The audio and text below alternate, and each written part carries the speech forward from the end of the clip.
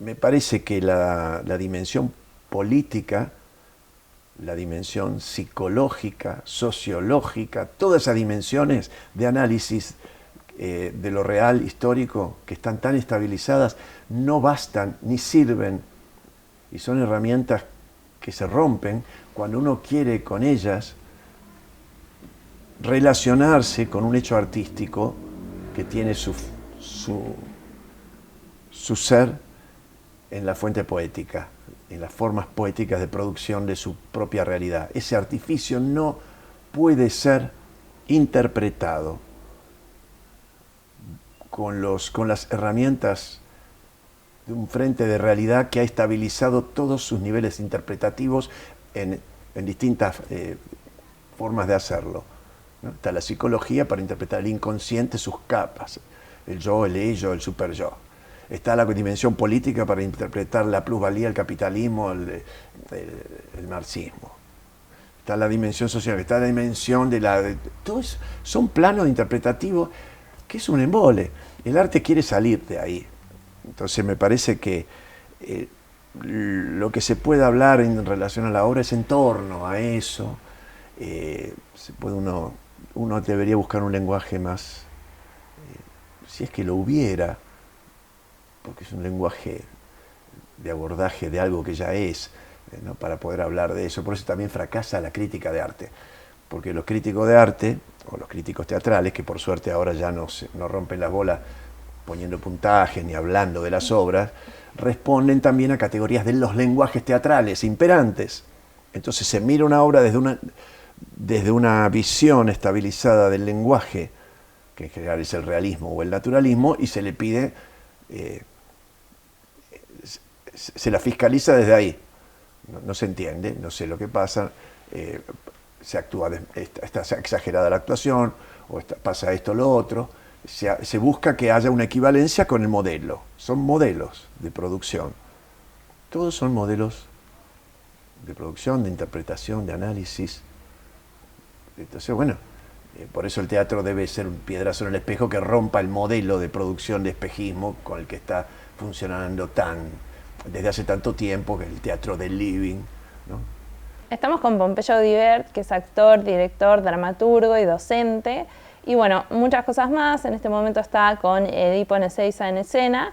Venimos a hablar un poco de esa obra y de la cultura en general en nuestro país.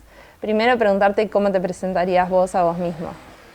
Sí, como un actor, básicamente, y como un teatrista, a partir del oficio del actor fui también encontrando la docencia, la dirección y la dramaturgia en el camino ese. Pero soy un actor que dirige y que también escribe.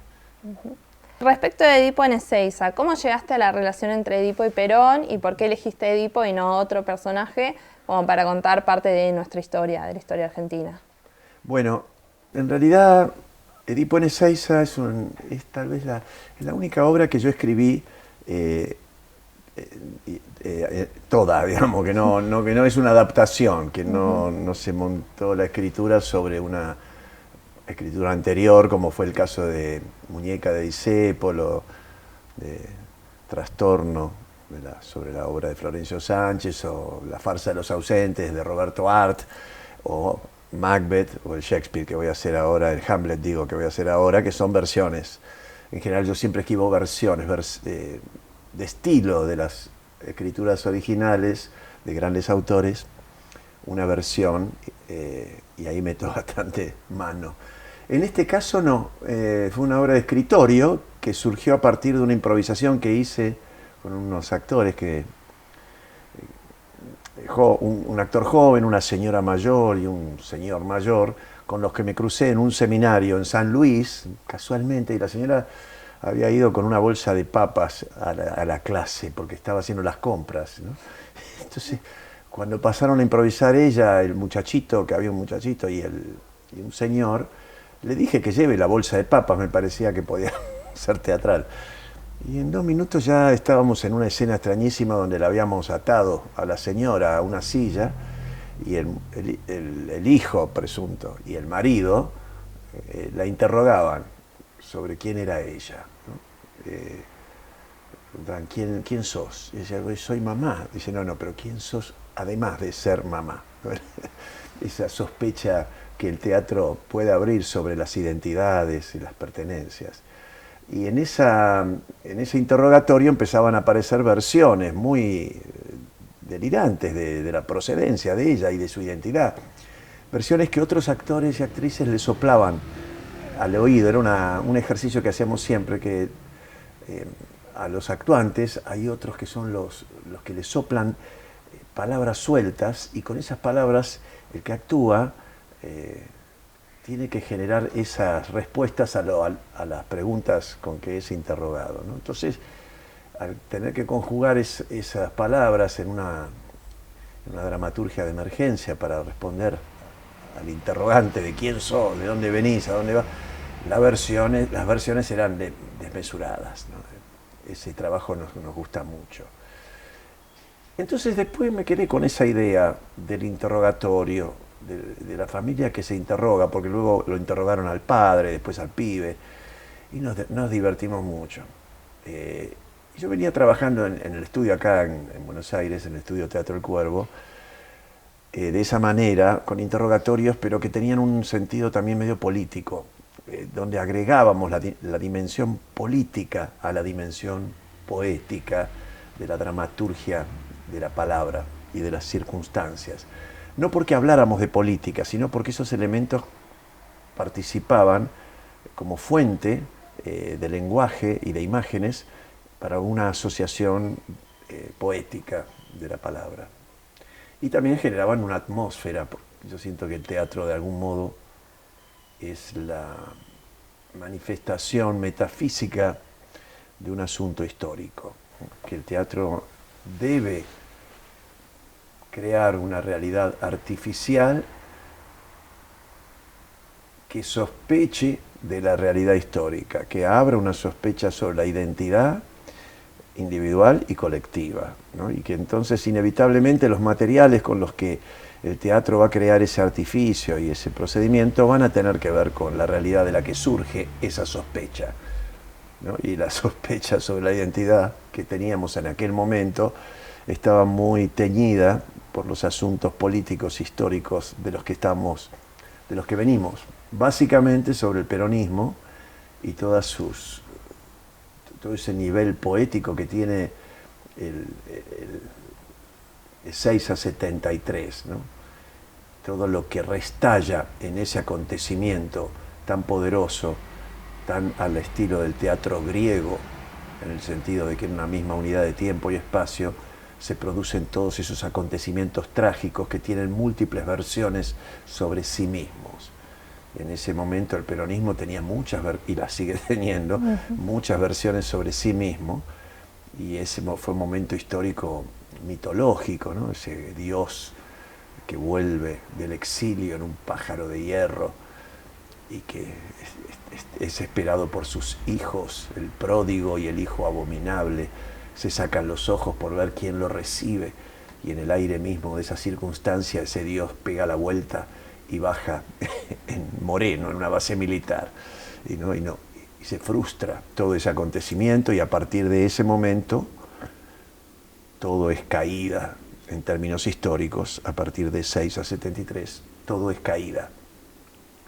Nos parecía que era una temática muy poderosa, multivalente en términos de sus significados, con muchas versiones de sí misma. Nadie puede precisar del todo una versión de qué es el peronismo y qué fue Ezeiza tampoco. Entonces, esa atmósfera rodeaba nuestras escenas de investigación, que tenían como núcleo central la creación de artificios escénicos, metafísicos, en donde el interrogante sobre la identidad, la pertenencia, se pudieran manifestar poéticamente, pero también impelido por esa dimensión histórica desde la que surge ese interrogante. Toda sospecha existencial, de algún modo, surge de un nivel histórico que tiene sus propias temáticas, y está destinada esa sospecha a impugnarle a la dimensión histórica su rol de realidad. La escena teatral, así concebida, de algún modo discute realidad con la ficción histórica. La escena se vuelve, por sus formas y sus procedimientos poéticos, metafísicos, un campo de realidad acrecentada, y le discute a la realidad histórica quién es la realidad, por lo que comporta su forma de producción. La dimensión histórica, el yo, son ficcionales, son unidimensionales, es una dimensión que no conecta nada con nada, está cerrada sobre sí mismo, es toda una mentira. Esa sospecha de que la realidad y la identidad son ficcionales es la que nos lleva a un teatro. Y entonces el teatro, bajo cierta forma de producción, puede generar un campo de realidad tan intenso, más intenso que la realidad, más verdadero, más real, por esas técnicas de producción poéticas, que son en última instancia, esa dimensión poético-existencial que alcanza el teatro, es la dimensión que la realidad ha perdido. Entonces creo que el teatro o el arte en general alcanza esa dimensión poética y le señala a la ficción, realidad, lo que ha perdido. Entonces uno siente un extrañamiento cuando va al teatro, porque siente que está volviendo a casa, pero a la vez sabe que no es casa, ¿no? Pero sí esa escena de algún modo alude a una identidad de estructura que no está en juego en la ficción histórica. Entonces, bueno, nuestro trabajo tenía que ver con eso, por eso hablo, antes de terminar de darte la respuesta sobre por qué Edipo, quería hablar de cuáles son los fundamentos del trabajo que hace que pueda surgir una obra como esa, que por lo que habrás visto es una comedia metafísica que abre una sospecha enorme sobre la identidad y sobre la realidad.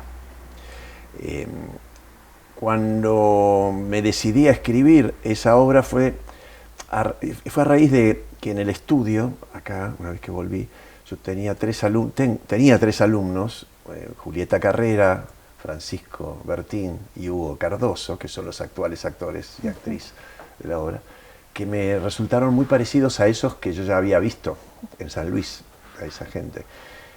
Y a la vez me empezaron a impactar mucho sus personalidades artísticas y me sentí muy inspirado por ellos tres como posibles personajes de esta obra, que yo ya tenía ganas de escribir, de estabilizar en una escena, esa improvisación.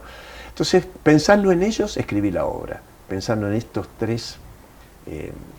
dos actores y en esta actriz, y en aquella improvisación de San Luis, que me decidí a empezar a escribirla. Y fue muy placentero porque me di cuenta que podía yo escribir y de algún modo estar inspirado por eso, por la improvisación de los de San Luis, por los actores de acá y por el trabajo del estudio, ¿no? Esas tres fuentes produjeron la posibilidad de esa escritura, esa imaginación que a mí me venía de esos tres niveles. Y empezó a generarse Edipo en Ezeiza. En un momento de la escritura, en el interrogatorio, cuando lo interrogan el hijo al padre, se refirieron al tema de Edipo. Y fue muy gracioso eso de Edipo ahí puesto. Y ese chiste le dio título a la obra. No es mucho más profundo que eso. No tiene a la vez tiene una resonancia la idea de estos hijos que esperan al padre, este Edipo histórico que hay con el líder que banca cualquier cosa. Hay algo de una resonancia, no solo a la griega de 6 a 73 del fenómeno, sino también de esa pulsión del hijo por el padre, y esa cuestión edípica que tienen las masas con ese líder. Pero no me importa, en términos de que no es algo que a mí fuera el aliento de mi escritura servir a ese concepto, para nada. Fue algo que apareció tangencialmente, como aparecen en los procesos creativos ciertos signos parientes del acontecimiento que pueden darle título a la obra, que pueden incluso atravesar como un sentido secreto y yacente todo el acontecimiento dramatúrgico, y que uno no ha pensado, que ha aparecido por una ventana, que apareció de casualidad y que uno no lo deja porque es un hijo verdadero del acontecimiento, pero no es un concepto previo desde el cual se montó esa escritura, ¿no? Quiero decir, es un accidente dramatúrgico que vino muy bien y que signó toda la obra. Y nos permitió también ir dando con toda esa secuencia, me permitió la escritura avanzar también en la escritura y en los acontecimientos que la obra va desencadenando ya sobre el final, que son totalmente sobrenaturales y que ya alcanzan una dimensión extracotidiana por completo. Así que esa fue la aparición de la temática Edipo, ¿no? Y siento que también cuando veía la obra, la parte de los interrogatorios no solo me remitía a la vuelta de Perón, sino también un poco a la última dictadura militar. ¿Hubo algo de introducir ese tema también o no? Porque hay ciertas escenas que, bueno, por la fuerza que tienen, vos decís es una comedia, pero también tiene una potencia muy fuerte, no es pura risa. Sí. No, desde ya no es una comedieta liviana. Me refiero a que es comedia metafísica, que intenta ahí, y que es desde un lugar muy gracioso que se producen esa teatralidad de la familia, ¿no? En ese living, porque es una cargada al teatro de living también la obra, ¿viste? Sucede en un living, de una casita de flores, que ellos sospechan es un ambiente teatral en el donde los han puesto para unos fines inenarrables. Ellos sospechan ser objetos, ser seres teatrales dispuestos allí por una fuerza superior, al estilo Pavlovsky con el señor Galíndez, ¿viste? Tiene como muchas remitencias con esas paranoias de la dictadura, con esos métodos también del interrogatorio. Estos personajes también al estilo de Beckett sospechan de estar inscriptos en una pavorosa geometría teatral que los detenta para sus fines. Todo es paranoia, pero también hay algo más, que no es simplemente la representación angustiada de las temáticas de esa época, ¿no?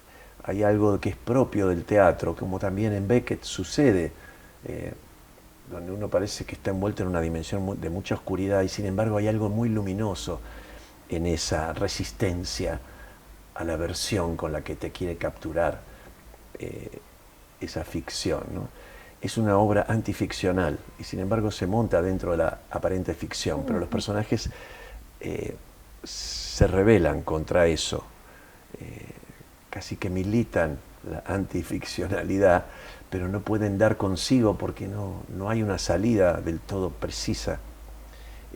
Hay algo de eso que el teatro también me parece que ayuda a producir, ¿no? A ampliar la sospecha existencial bajo condiciones teatrales y a producir un señalamiento al respecto de una identidad de fondo, poética, que yace tras el espejo de la ficción y que de algún modo el teatro puede manifestar. En este caso nos parecía importante que fuera la dimensión de la comedia la que se hiciera cargo de semejante asunto. Insisto, como también Beckett, cuando uno ve las obras de él, no deja de reírse, por más que sea muy terrible lo que pasa, porque es absurdo. Hay algo del patetismo de la circunstancia histórica que debe ser puesto ahí de manifiesto, porque si le otorgamos solamente la dimensión trágica, corremos el riesgo de creernos que esa dimensión histórica es real. En realidad no lo es, no merece ese signo trágico del teatro político que es tan berreta y que cae en la trampa de los procedimientos burgueses de representación ficcional de los asuntos históricos. Entonces nos parecía que debía ser una comedia y que ellos debían hablar claramente de lo teatral y que una de las versiones sobre las cuales gira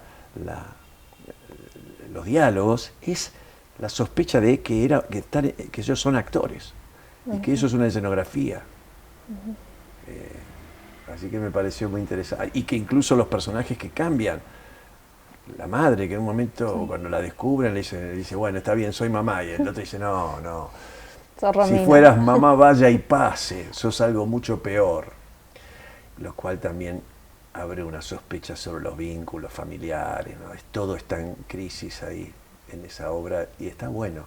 A mí me divierte mucho poder irme al carajo con eso, ¿no? Es decir, no tengo ningún límite acá, la escritura, el teatro permite ese desafore, en el sentido de que la realidad pierde sus fueros, y en el sentido de exaltar sin frenos, algo desaforado. La realidad ficcional perdió sus fueros y la realidad poética no tiene freno. Eso me parece muy divertido y en esta obra me parece que se logra. Y parece como que la violencia no es solo el tema de o sea, no es solo algo que aparece, por ejemplo, en los interrogatorios y todo, sino también la dificultad de transitar y de elaborar esta violencia, ¿no? Como la familia en cierto punto se queda sin recursos, todo el tiempo está entre el amor y el odio, un poco entre los personajes. ¿Vos compartís esta lectura? Lo que pasa es que es parte de la autonomía de la obra. En la obra pasa eso. De repente la hija en un momento y el padre, el marido en otro, le dan con un coso en la cabeza al que está interrogando. Hay una violencia física, se insulta. Así funciona la obra, eso es lo que pasa ahí. Pero eso cuando pasa, no pasa en relación a lo que acá afuera pasa. No es mi intento en la escritura, ni en la puesta en escena, ni en lo que hacemos, establecer una discusión o una relación con las temáticas de acá a ninguna escala. Porque yo te podría decir, sí, esta violencia tiene que ver con representar las violencias implícitas en los vínculos familiares, o con lo siniestro de Freud, que es que dentro de la voz de la hija también está la voz de la madre. Pero no es eso lo que nos hizo hacer la obra. No son esas relaciones pertinentes al hecho. El hecho es autónomo. Se pueden establecer una mirada de afuera, puede darse cuenta que sí, que evidentemente esas relaciones pueden uno crearlas o generarlas o sospecharlas, pero la afirmación de ese tipo de interpretaciones sobre un hecho artístico de esa magnitud, como si fuera también sobre una obra de esa naturaleza como la de Beckett que te decía, es como desposicionar el propio impacto que te produce cuando vos lo querés explicar buscándole traducciones y equivalencias con los fenómenos de la realidad. Una equivalencia política, porque está el interrogatorio, porque está Ezeiza 73 se dijo que era, una equivalencia sociológica o psicológica o vinculada a las violencias de género, porque se pegan. Sí, pero de lo de menos. Es lo de menos. Me parece que lo importante ahí es esa realidad y lo que ayuda a esa escena teatral artificial a sospechar a una escala mayúscula sobre quiénes somos, dónde estamos, de dónde venimos, a dónde vamos y cuál es la naturaleza de la que nos están... cuál es la dimensión existencial que no está en juego en la ficción histórica. A dónde pertenecemos, de dónde estamos siendo exiliados acá y cómo podemos volver allá, cómo podemos de algún modo reactivar nuestra pertenencia a ese nivel que hemos lapidado con un espejo y que me parece que la obra tiene que ser, por lo tanto, un piedrazo en el espejo para poder tener un contacto desde acá con allá. No dejamos de estar acá, pero también empezamos a poder relacionarnos con un más allá del que venimos y al que volvemos todo el tiempo. Entonces, no, me parece que la dimensión política, la dimensión psicológica, sociológica, todas esas dimensiones de análisis de lo real, histórico, que están tan estabilizadas, no bastan ni sirven, y son herramientas que se rompen cuando uno quiere con ellas relacionarse con un hecho artístico que tiene su ser en la fuente poética, en las formas poéticas de producción de su propia realidad. Ese artificio no puede ser interpretado con las herramientas de un frente de realidad que ha estabilizado todos sus niveles interpretativos en distintas formas de hacerlo, ¿no? Está la psicología para interpretar el inconsciente, sus capas, el yo, el ello, el superyo. Está la dimensión política para interpretar la plusvalía, el capitalismo, el marxismo. Está la dimensión social, está la dimensión de todos son planos interpretativos que es un embole. El arte quiere salir de ahí. Entonces me parece que lo que se puede hablar en relación a la obra es en torno a eso. Uno debería buscar un lenguaje más, si es que lo hubiera, porque es un lenguaje de abordaje de algo que ya es, ¿no? Para poder hablar de eso. Por eso también fracasa la crítica de arte, porque los críticos de arte, o los críticos teatrales, que por suerte ahora ya no rompen las bolas poniendo puntajes ni hablando de las obras, responden también a categorías de los lenguajes teatrales imperantes. Entonces se mira una obra desde una visión estabilizada del lenguaje, que en general es el realismo o el naturalismo, y se le pide, se la fiscaliza desde ahí. No se entiende, no sé lo que pasa, se actúa, está exagerada la actuación, o pasa esto o lo otro. Se busca que haya una equivalencia con el modelo. Son modelos de producción. Todos son modelos de producción, de interpretación, de análisis. Entonces, bueno, por eso el teatro debe ser un piedrazo en el espejo que rompa el modelo de producción de espejismo con el que está funcionando desde hace tanto tiempo, que es el teatro del living, ¿no? La idea de que el teatro duplica la realidad. El teatro debería duplicar la realidad, la orgánica histórica en el escenario, un living, y nos movemos como en la realidad. Cuando en teatro en realidad lo que tiene que hacer es multiplicar o crear una realidad distinta a esa, con restos de esa, pero no esa, para tener su autonomía existencial. Si no, el teatro es una duplicación de la ficción histórica y encima ficción teatral sobre la ficción histórica. Es una doble ficción. Es terrible, ya es como estamos muertos, estamos boca abajo flotando. Si el teatro se va a dedicar a hacer eso, un living. Un pibe de jean que entra, se ríe, como acá, un pibe de jean que entra, se ríe. Abro la canilla, le hago igual también el teatro. Epa. Y entonces la autonomía existencial del ritual metafísico y poético de la teatralidad para abrir la sospecha existencial sobre quiénes somos realmente, ¿dónde queda todo ese sentido de base de la operación?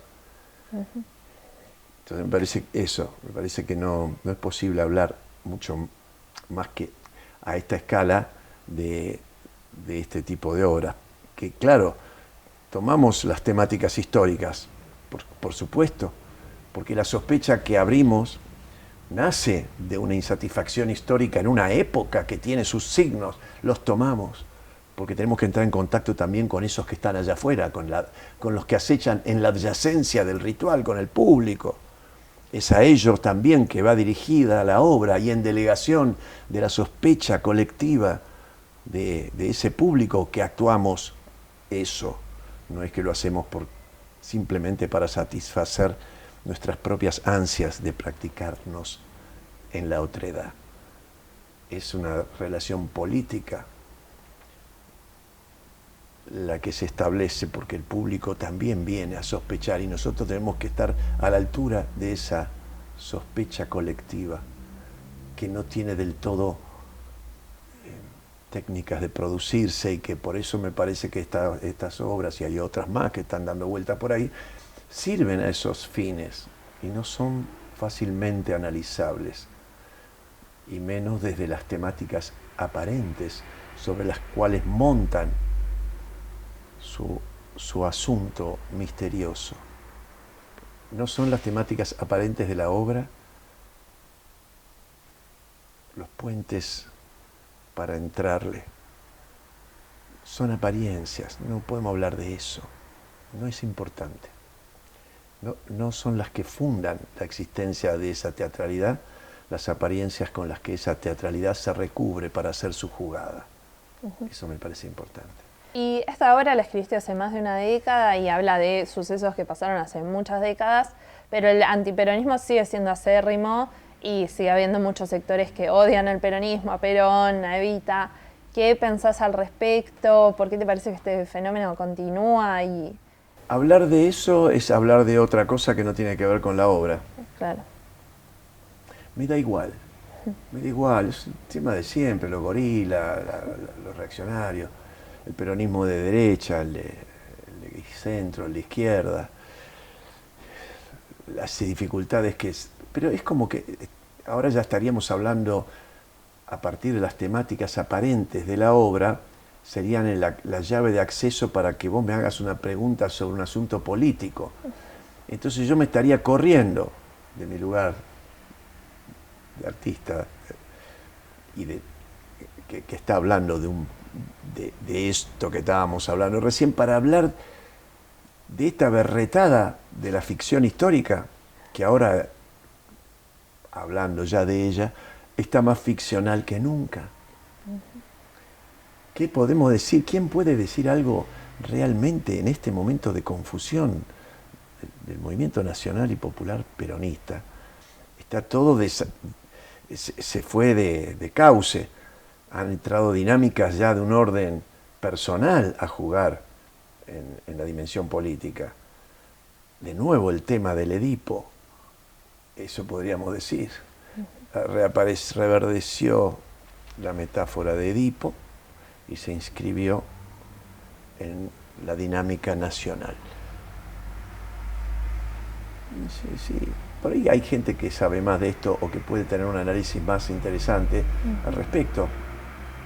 Ya no me parece que yo deba hablar de política.